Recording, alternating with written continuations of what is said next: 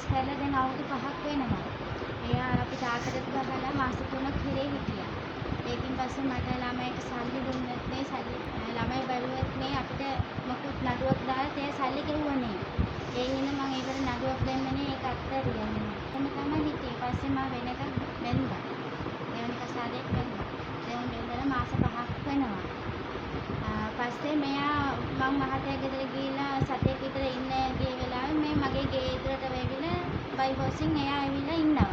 අපිට ගෙදරට යන්න විදියක් නේ, යන්න එන්න වෙලාවේ මට ගහන්න එනවා මහත්තයාට තාත්තට. ගෙදරට එන්න එපාලු, සල්ලි දෙන්න එහෙම කියනවා. ඒකටත් පොලිසියට ගිහිල්ලා අපිට මොකුත් කරුවේ නේ. පොලිසියෙන් කෝල් කරලා රේට කෝල් කරලා එන්න කියනවා. උදේට ගිහිල්ලා ඉච්චර වෙලා ඉන්නවා. එයා එන්නෙත් නේ, පොලිසියෙන් මොකුත් කරන්නෙත් නේ. අපි ආයෙ එනවා. මෙයා කොහොම හරි ගෙදරින් එළියට දාන්න ඕනේ අපිට. දැන් මගේ ගේ මගේ නමට තමයි තියෙන්නේ. ඒ අයිස් බීලා ගේත් ලයිස් විකුණනවා. ළමයි තුන්දෙනෙක් බලන්නෙත් නේ, ඒගොල්ලන්ට සල්ලි ගෙවන්නෙත් නේ, දෙන්නෙත් නේ. එයා කොහොම හරි එළියට දාන්න ඕනේ කියලා අපිට යන්න විදියක් නේ. ඒ ගියොත් එයා පී අරන් එනවා, මරනවා කියනවා.